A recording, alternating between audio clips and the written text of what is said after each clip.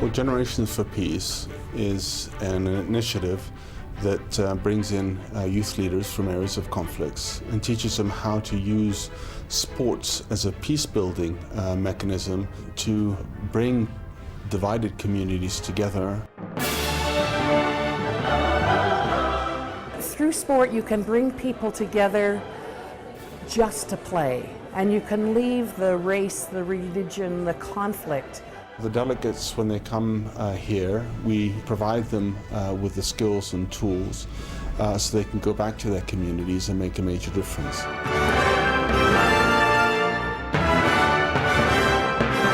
There are a lot of programs out there using sport as a tool for HIV/AIDS or whatever. But here we're giving the peace pioneers conflict resolution tools of an extraordinary caliber. And I think that could go worldwide. All right, lots of enthusiasm. We've got 10 great days.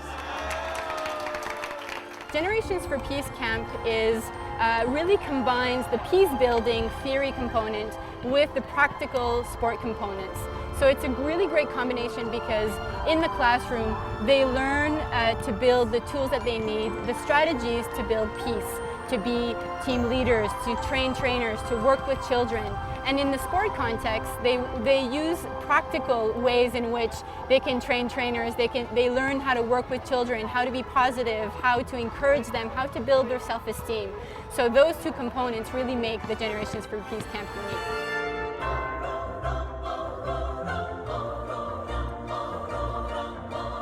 The area of working with children, that's a new area for me, and I've learned a lot how to not to be too strict with the games, have fun with the games, and at the same time make the children, work together for peace, especially not emphasizing winning, but a team spirit. Good. I've learned so many aspects of how you can implement peace the practical way, the theory way, and how you can use sports to bring people together. Sport is have a power to gather people together for better understanding, sharing idea, expressing what they want. They can help each other for better generations, for better future. Feeling like they can work with their teammates, things like that. So Greg? We talk a lot about the differences between people, and we talk a lot about conflict, but understanding why we're different is very important. If people share the same stereotype about the others, it reinforces the unity of the group.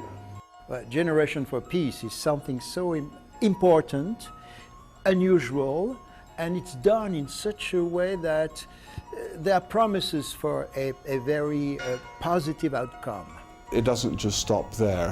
What we also is provide advice, support, in some cases funding to start programs within their own communities. We're actually building that capacity, and part of what we always said was this program as a global program needs to be cascadable and sustainable. So it's nice to see those developments happening. The word is spreading about what all you're doing for each other and for the world. I think in any program you have to offer incentives and goals and recognition. I think one of the important things about the cascading idea of this program is that if you go back and you're exceptional and you meet your targets after your first experience at a camp, you get to come back and enhance your skills by now leading the next group. After this camp, you will return home to your communities and you will need to begin to implement your first Generations for Peace programs. We've had delegates from 46 countries participate in our programs, and they have gone on to reach over 4,300 other youth leaders, as well as work with over 62,000 children, and that's from 3 continents, Europe, Asia and Africa.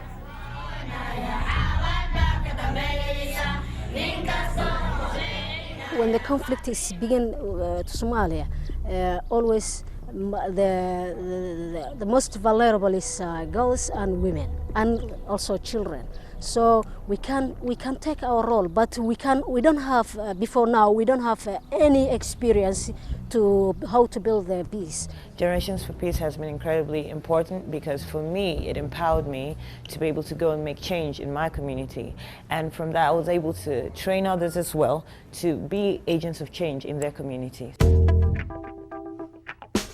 What's very exciting is when you hear things like people from Nigeria saying that they are bringing together children from the Niger Delta, potentially with children from some of the oil companies and the expatriate community, so there's beginnings of better understanding.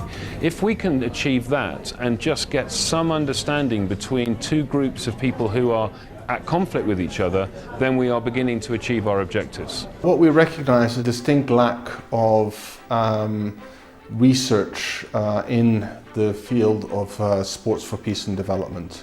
And so what we wanted to do was to create the right mechanisms, and working with academic institutions.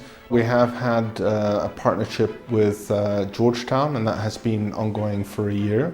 And we're now announcing the work with Oxford University in the United Kingdom.